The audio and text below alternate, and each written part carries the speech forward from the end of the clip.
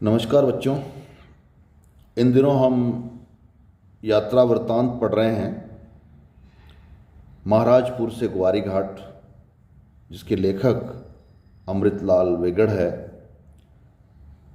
पिछले दो पाठ विश्लेषण के व्याख्यानों में हम इस पाठ को आधे से ज़्यादा पढ़ चुके हैं और पिछली बार हमने जहाँ इस पाठ को रोका था उससे आगे हम चलेंगे। आज हमारा ये पाठ विश्लेषण का तीसरा वीडियो है। मैं कोशिश करूँगा कि इस वीडियो में आज का पाठ समाप्त हो जाए,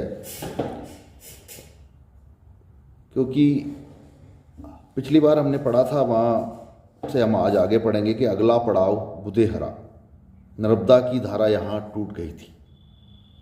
क्योंकि इस पड़ाव में बुधेहरा में धारा टूट गई थी, यानी कि धारा विलुप्त हो गई थी। वहाँ पानी सतह पर दिखना बंद हो गया था और लेखक का विश्वास था कि धारा भले ही सतह पर दिखना बंद हो गई हो, लेकिन वो सतह के नीचे बह रही है। बुधेहरा से झुरकी, बुधेहरा से थोड़ी देर रुकने के बाद में वो लोग झुरकी जाते हैं। झुरकी के पटेल बड़े विनोद प्रिय थे। विनोद प्रिय यानी हंसी मजाक करने वाले। झुरकी के पटेल ने उन लोगों का स्वागत किया और स्वागत करते ही उनको कहा कि आइए आइए, और अपने नौकरों को आदेश दिया कि आप लोगों के लिए वही प्रागैतिहासिक शरबत ले आओ। प्रागैतिहासिक शरबत से तात्पर्य ये नहीं कि कहीं सिंधु घाटी सभ्यता के दौरान का कोई शरबत हो और वो शरबत अब पिलाया जा रहा है, नहीं। वो विनोद प्रिय है, थोड़ा मजाक करने वाले हैं, तो मजाक के ही अंदाज में उन्होंने ये बात कही। शरबत आया गया तो आया, हमारे लेखक और उनके साथी यादवेंद्र ने शरबत पिया, बड़ा स्वादिष्ट था। कहने लगे यहाँ आंवला पुदीना आदि से बना है, इसलिए इसे प्रागैतिहासिक कहता हूँ। यानी आंवला और पुदीना से बना है, इसलिए मैं इसको प्रागैतिहासिक कहता हूँ, वरना कोई प्रागैतिहासिक हो से कोई इसका संबंध नहीं है। लेखक ने देखा कि इस विनोद प्रिय आदमी के चेहरे पर भी कुछ अवसाद है, दुख है और थोड़ा कष्ट में महसूस हो रहा है। वो व्यक्ति अपने आप को कष्ट में महसूस कर रहा है। पास ही बरगी में नर्मदा का एक विशाल बांध बन रहा है। उसका एक कारण है कि पास में बरगी गांव है, वहाँ नर्मदा का एक बहुत बड़ा बांध बन रहा है। जब ये बांध बन जाएगा तो अपने पानी के विस्तार में कई सारे गांवों को वो समेट लेगा और डूब में आ जाएंगे वो सारे गांव। तो ये गांव जो है, जो झुरकी गांव है, ये झुरकी गांव भी उस डूब के क्षेत्र में आता है। और डूब के क्षेत्र में आता है तो डूब के क्षेत्र में आने वाले गांव के निवासियों को ये डर तो सताता है कि हमारी ज़मीन, मकान, सारी संपत्ति है वो हमें छोड़नी पड़ेगी और छोड़ने के बाद में यहाँ से जाना पड़ेगा। सरकार कहीं नई जगह हमें बसाएगी, नई तरह से हम वहाँ उस जगह से जुड़ेंगे। ये अक्सर विस्थापन की पीड़ा बांध की डूब में आने वाले गांवों के निवासियों को सब जगह पूरी दुनिया में भोगनी पड़ती है। जहाँ जहाँ भी बांध बने हैं और बांध की डूब क्षेत्र में आने वाले जितने भी गांव के लोग, चाहे दुनिया की किसी भी कोने में हों, वो अपनी ज़मीन से कट कर किसी और जगह जाके बस तो जाते हैं, लेकिन उनमें वो अपनी स्मृति की रेखाएं हमेशा उनको तकलीफ़ देती रहती है। वो याद करते हैं अपनी उस पुरानी जगह को और उस जगह का जुड़ाव वो अभी भी महसूस करते हैं। ये है हमारा मतलब जड़ों से जुड़े होने का नाता, कि हम जिस जड़ों से जुड़े हुए हैं वो जड़ें हमारे से छूटती है किसी न किसी वजह से, किसी न किसी कारण से, तब हमें कष्ट होता है। दरअसल बेघर होने की चिंता उनकी नहीं, सारे इलाके की है। वो अकेले ही नहीं है, उसमें कई सारे गांव हैं उस इलाके में। लेकिन जो सामने मिला, जिसके चेहरे पर कष्ट की रेखाएं देखी, लेखक ने बस उसके कष्ट को महसूस किया। इससे आगे लेखक चलते हैं पद्मी घाट। पद्मी घाट नाम का गाँव में एक अच्छा आश्रम उनको मिल गया। रात भर वहाँ रहे, सुबह होते ही वहाँ से निकल लिए, चल लिए आगे। और उस पद्मी घाट गांव में ऐसे लग रहा था कि पेड़ काले काले हो गए, मानो जैसे झुलस गए, मानो हिंदी में मानव शब्द जहाँ लगता है वहाँ उत्प्रेक्षा अलंकार है, होता नहीं है झुलसे हुए, लेकिन झुलसे हुए से लग रहे हैं। तो वो काले काले पेड़ देख के ऐसे लगा कि किसने उनको झुलसा दिया। शाम तक लेखक पद्मी घाट से बखारी पहुंच गए और बखारी पहुंच कर एक पटेल साहब के यहाँ रहने का उनको ठिकाना मिल गया। पटेल साहब के घर रहे। फिर उन्होंने हाथ मुंह धोने के लिए और पीने के लिए जब पानी मांगा तो पटेल साहब ने पानी के नाम पे रस्सी और बाल्टी उनको दे दी कि जाइए रस्सी और बाल्टी लीजिए और कुएं से ले आइए। और कुआं बता दिया कि यहाँ कुआं है, कुएं से ले आओ। पानी लेने गए तब लेखक को ये समस्या आई कि रस्सी छोटी है, पानी तल में बहुत नीचे तक चला गया है और वहाँ तक बाल्टी नहीं पहुँच रही है। एक ग्रामीण ने उन्होंने लेखक की ये समस्याओं को देखा, समझा और समझने के बाद में अपने घर से रस्सी लाके पानी तक दोनों रस्सियों को जोड़ा और फिर बाल्टी से पानी निकाला। यानी कि इसका मतलब है कि नर्मदा के किनारे के जो गांव हैं वो गांव भी प्यासे हैं। वहाँ भी ज़मीन का जो वाटर पानी है, जिसको हम अंग्रेजी में वाटर शब्द आ ही जाता है, जो पानी का स्तर है वो बहुत नीचे चला गया है। अब ये देखिए कि नर्मदा के किनारे पे बसे हुए गाँव की ये स्थिति है, क्योंकि गर्मी है, अकाल है। उस साल जिस साल ये यात्रा हो रही है उस साल अकाल पड़ा है, नर्मदा भी पानी लगभग सूख चुका है और एक पतली सी धारा रहते रहते एक जगह पर आते हुए तो वो विलुप्त सी ही हो जाती है। फिर तो वहाँ पर तो ये होना स्वाभाविक है। और इसी गांव से फिर यहाँ से वो छिंदवाहा नाम के गांव चले, नर्मदा के किनारे किनारे किनारे किनारे संग संग संग संग चले। रोटो पहुंचकर एक वनरक्षक की झोपड़ी में डेरा डाला। रोटो गांव आया और रोटो पहुंचकर एक वनरक्षक की झोपड़ी में वहाँ से पेड़ कटवा रहा था। वो वनरक्षक वहाँ से पेड़ कटवा रहा था। ये इलाका यानी आप सोचो, वनरक्षक पेड़ कटवा रहा था, ऐसे ही नहीं कटवा रहा था, पेड़ इसलिए कटवाया जा रहा है कि ये जो सारा इलाका है बांध बनने के बाद में डूब में आ जाएगा, और जब डूब में आ जाएगा तो वो पेड़ पानी में समा जाएंगे। इससे अच्छा है कि उन पेड़ों को पहले से ही काट लिया जाए और उनका जो भी उपयोग सरकार की निगाह में हो वो उपयोग करवा लिया जाए। तो इस तरह से वनरक्षक वहाँ पेड़ कटवाता है। इसलिए सरकार ने भी जरूरी समझा कि इनको समय रहते हुए डूबने से पहले ही इन पेड़ों को कटवा लिया जाए। सुबह सुबह फिर अगले दिन नदी में से चले, लेकिन दिन बहुत गर्म था। याद रहे ये यात्रा मई के अंतिम सप्ताह में शुरू हुई थी और अंतिम सप्ताह से जून के महीने तक चलती, तो यानी कि गर्मी तो थी। बड़ा हवा ने अपने पंख समेट लिए। मुहावरा है पंख समेट लेना, यानी कि रुक जाना, ठहर जाना, उड़ जाना। पंछी अपने पंख समेटने का मतलब है रुक गया, धरती पे आ गया, ठहर गया। दोपहर को उन्होंने देखा कि एक जगह बहुत सारे मजदूर काम कर रहे हैं और बहुत सारे मजदूर कुछ पेड़ के नीचे आराम कर रहे हैं। पास ही सड़क बन रही है राहत कार्य की। राहत कार्य का मतलब ये होता है कि जब हमारे देश में अकाल पड़ता है तो सरकार लोगों को रोजगार देने के लिए कुछ इस तरह के काम करवाती है जो अकुशल श्रमिक भी आराम से कर ले। जैसे मिट्टी की कच्ची सड़कें बनाना और उन कच्ची सड़कों के लिए मिट्टी खोद के सड़क पर डालना और उसको ले जाना। ये काम एक अकुशल मजदूर भी कर सकता है, जिसको एक नियत मजदूरी सरकार द्वारा दी जाती है और इस तरह से लोगों का जीवन चलता रहता है। ये सारे के सारे इस तरह के काम अकाल राहत के तहत होते आए हैं और होते रहे हैं। लगभग 1980 के आसपास से ये अकाल राहत के काम होते हैं और आज भी होते हैं। ये आजकल इस तरह के कामों का नाम बदल गया है, अब नरेगा हो गया है, कहीं मनरेगा हो गया है, लेकिन चलते आज भी है। गाँव में जिन लोगों को रोजगार के साधन नहीं है उन लोगों को रोजगार उपलब्ध कराने के लिए सरकार ये इस तरह के काम करती है। तो वहाँ पर वो सड़क बन रही थी, इसी में लोग सारे लगे हुए थे, कुछ सो रहे थे, कुछ गा रहे थे और एक आदमी अधेड़ उम्र का आदमी नृत्य कर रहा था, नाच रहा था। तो दूसरे इन गीतों में जो सुनकर लेखक को लगा कि ये बड़े सुंदर गीत है और उनको सुनने लग गए, देखा। और फिर गोपी टोला में रात को इन्हीं के घर पे रुक गए लेखक। रात को वे और भी गीत सुनाएंगे और नाचेंगे। भाई जब मज़दूर थक जाता है शाम को, तो अपने मन बहलाने के लिए नाचना गाना एक स्वाभाविक काम है। ये हम आदिम युग से ही ये काम करते आ रहे हैं, नृत्य करना, नाचना गाना। जब कविता की बात होती है, संगीत की बात होती है, गीत की बात होती है, तो गीत हमेशा हमारे इंसान की भावनाओं के साथ ही जन्मे हैं। भाषा भले ही बाद में आई हो, लेकिन गीत कविता जैसे ही भाषा के आई हो, वो लिपिबद्ध बाद में की है। वरना कविता तो पहले भी मन में किसी न किसी भाव को व्यक्त करने के होती थी, भाषा बाद में आई।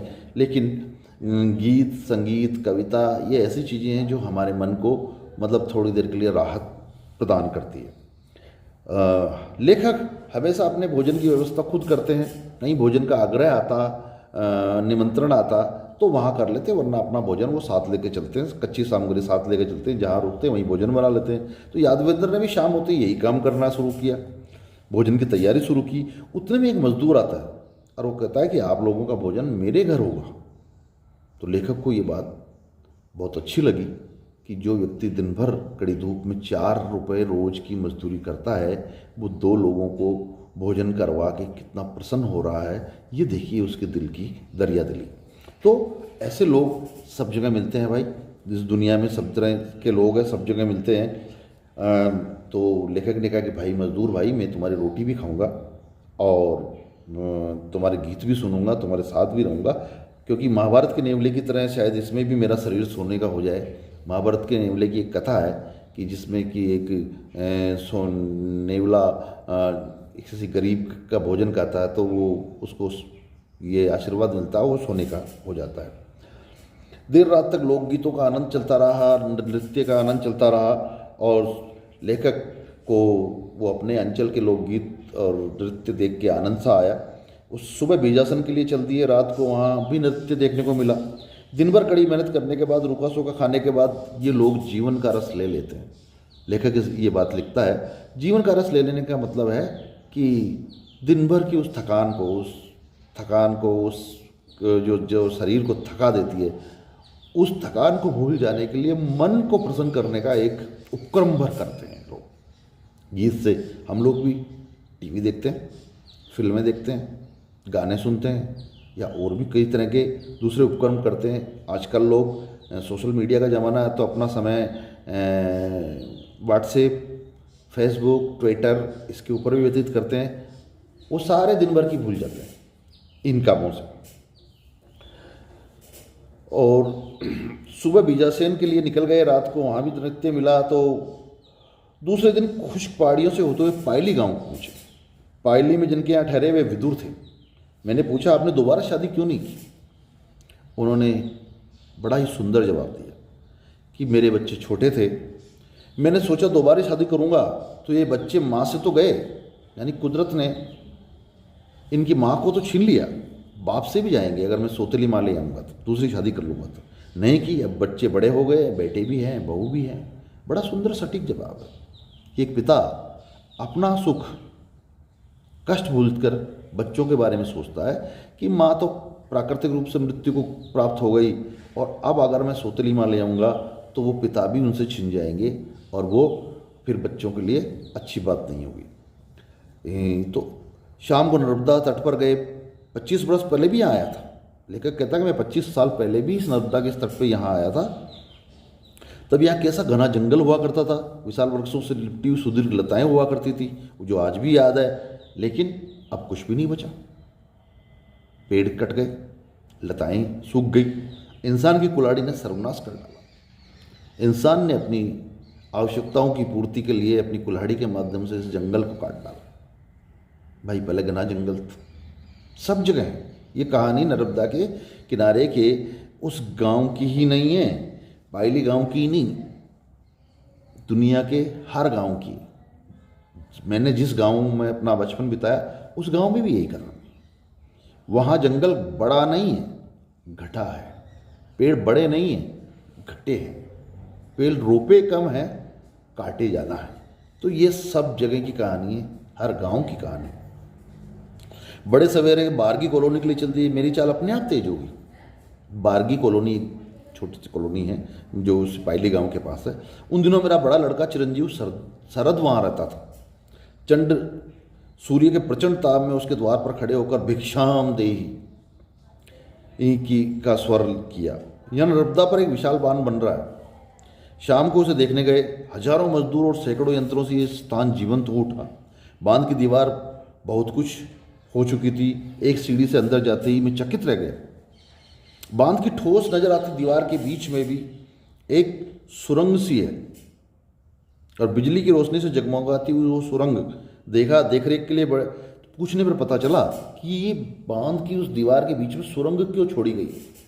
तो पता चला कि बांध की देख रेख के लिए ऐसी सुरंग सब जगह बनाई जाती है ताकि इंजीनियर तकनीशियन उस सुरंग में से जाएं और जाने के बाद में और कोई तकनीकी खराबी आई तो उसको सुधारें। जब ये बांध बन जाएगा तो यहाँ का नक्शा ही बदल जाएगा। यहाँ एक विशाल झील बनेगी। मैं सोचने लगा इस झील का नाम क्या होगा। लेकिन सोचने लगा कि ये झील बन जाएगी तो उसका नाम क्या होना चाहिए। याद आया कभी यहाँ एक स्त्री रहती थी। एक दिन उसने सुना कि राम आ रहे हैं। स्वागत में उसके लिए उसके पास कुछ भी नहीं थे सिवा जंगली बेर के। राम आए तो चक चक कर एक एक बेर राम को प्रेम से खिलाया। कौन थी भाई वो स्त्री? कौन थी इस जंगल में जिस जगह पायली गांव ये बांध बन रहा है और बरगी कॉलोनी के पास नर्मदा का बांध रहा? वो थी शबरी। रामायण में इसका जिक्र आता है।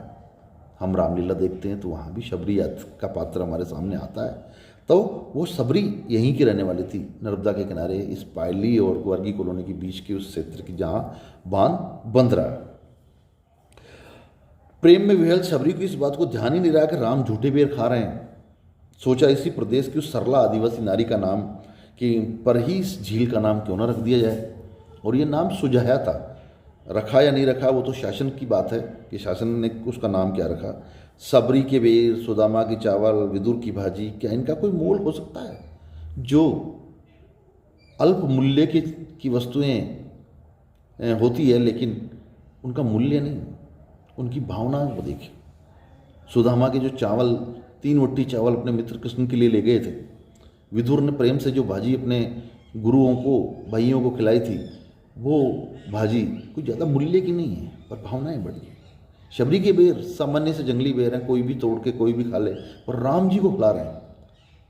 तो राम जी को बेर खिलाना कोई बड़ी कीमती बात, बड़ी मूल्यवान बात नहीं है, लेकिन भावनात्मक रूप से बहुत मूल्य रखती है। ये महत्व इस बात का नहीं है कि हम क्या दे रहे हैं, महत्व इस बात का है कि जो दे रहे हैं उसमें हमने हृदय उड़ेल दिया है या नहीं, यानी कि भावनाएं हमारी उसमें जुड़ी हुई है या नहीं।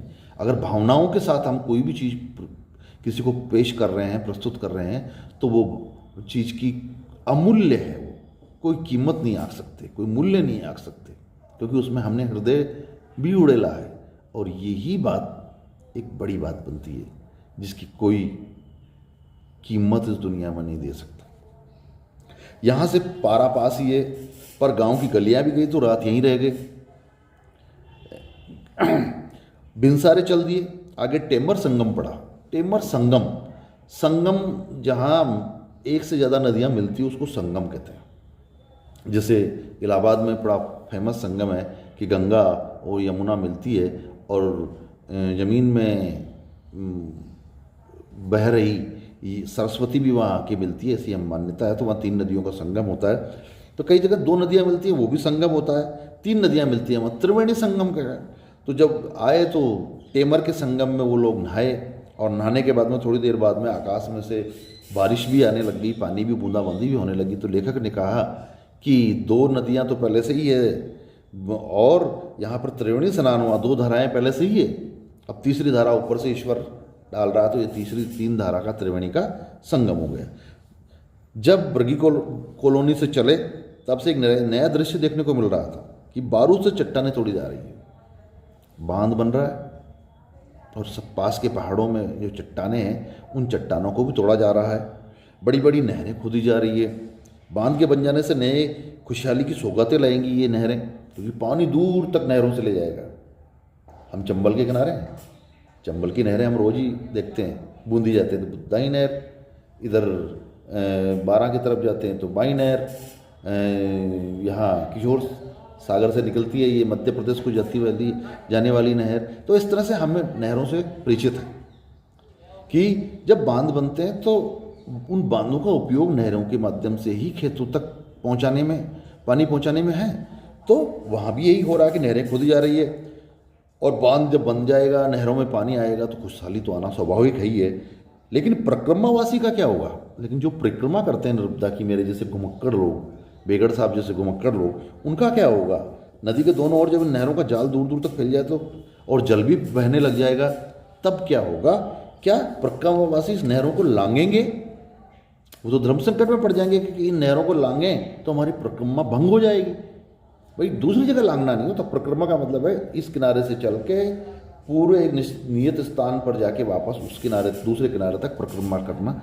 ये लोक मान्यता है, लोक मान्यता है, लोग इनको निभाते भी हैं। जैसे चित्रकूट की परिक्रमा, गोवर्धन जी की परिक्रमा मथुरा के पास, ये बड़ी प्रसिद्ध परिक्रमाएँ हैं। इसी तरह नर्मदा नदी की परिक्रमाएँ अगर हम लोग करना चाहें तो चंबल नदी का भी इतनी बड़ी लंबा बहाव क्षेत्र है, हम भी परिक्रमा कर सकते हैं, कोई सोचे तो। लहरों को लांघना नर्मदा जैसा होगा नहीं लांघने पर इतना बड़ा चक्कर लगाना पड़ेगा कि वह फिर नर्मदा परिक्रमा ही नहीं रह पाएगी। तब क्या किया जाएगा? तो मेरा विचार है, लेखक का विचार है कि जब नर्मदा का स्वरूप बदलेगा तब नर्मदा नदी के परिक्रमा करने का स्वरूप भी बदलेगा, नियम भी बदलेंगे। नहर नदी की दूसरी पीढ़ी कहलाएगी, छोटी नहर तीसरी पीढ़ी कहलाएगी। परिक्रमावासी जो लोग हैं उनका दायित्व तो नदी के प्रति ही है, वो नदी नदी की ही परिक्रमा करेंगे। नहरों को अगर उनको लांघना भी पड़ा तो लांघेंगे। दूसरी तीसरी पीढ़ी की नहरों से उनका कोई दायित्व तो नहीं है, इसलिए लांघने में कोई दोष भी नहीं होगा, ऐसा हमारे लेखक सोचते हैं। रात खमरिया में रहे, खमरिया गांव है जहाँ से सड़क मिल गई, और दोपहर को ग्वारी घाट पहुँच गए। ये ग्वारी घाट मध्य प्रदेश के जबलपुर शहर के पास में है।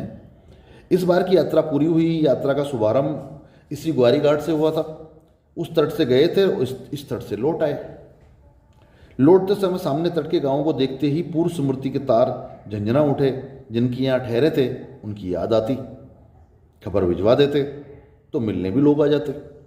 पाठा के शिक्षक, सहजपुरी के सन्यासी और छेवलिया के तुलाराम कोटवार सब बड़े प्रेम से मिलने आए। तुलाराम तो स्त्री और अपने बच्चों को भी साथ लेके आया मिलने के लिए। सभी हमारे लिए सीधा लाए।